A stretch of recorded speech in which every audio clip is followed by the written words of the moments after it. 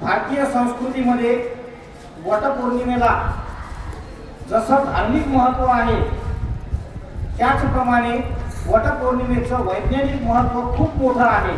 तर माझ्या काव्यातून मी वटपौर्णिमेचं वैज्ञानिक महत्त्व सांगणार आहे। वटवृक्ष हा जीवनदाता, वटवृक्ष हा जीवनदाता, सावलीचा तो सागर, प्राणवायूचा अखंड झरा, धरतीचा खरा आधार, धरतीचा खरा आधार। दिवस रात्र तो श्वास देई, दिवस रात्र तो श्वास देई, वातावरण शुद्ध करी, कार्बन स्वतःमध्ये घेऊन हरित संदेश जगभरी, हरित संदेश जगामध्ये भरी। मुळामुळांची घट्ट वीण, मुळामुळांची घट्ट वीण, धरतीची धूप थांबवी आणि पावसाच्या प्रत्येक थेंबास मातीशी नाते जोडवी, मातीशी नाते जोडवी।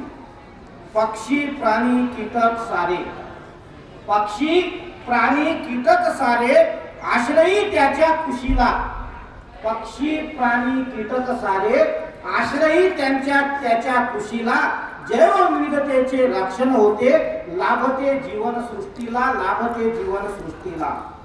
फेऱ्या मारून पूजा करताना, फेऱ्या मारून पूजा करताना संदेश मात्र एकच मिळतो, वृक्ष जपा आणि वृक्ष लावा, निसर्गाशी बंध जुळतो, निसर्गाशी बंध जुळतो।